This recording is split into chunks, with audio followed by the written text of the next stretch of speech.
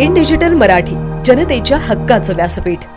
उल्हासनगरमध्ये गळ्यात राज्य सरकारचे आयडी घालून दुकानदारांकडून खंडणी वसूल करणाऱ्या दोघांना पोलिसांनी अटक केली आहे। कॅम्प नंबर 3च्या किशन किराणा स्टोअरमध्ये 2 पुरुष आणि 2 महिला गळ्यात राज्य सरकारचे आयडी कार्ड घालून घुसले।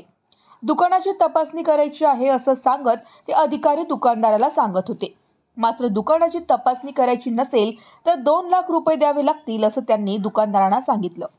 दरम्यान दुकानदाराला संशय आल्यानंतर त्याने उल्हासनगरच्या मध्यवर्ती पोलिसांना या संदर्भात माहिती दिली। पोलिसांनी या चौघांचा तपास काढत चौघांना अटक केली।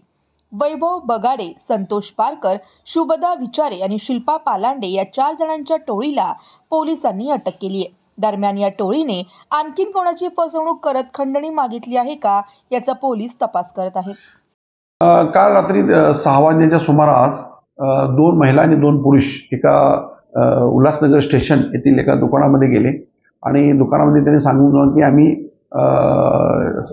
सरकारी नोकर आहोत अशाने त्याच्या गळ्यामध्ये सरकारी कार्ड होतं। हे दाखवून त्यांनी आम्ही तुमच्या दुकानावरती कारवाई करतो असे सांगून त्यांना 1.5 लाख रुपयाची मागणी केली।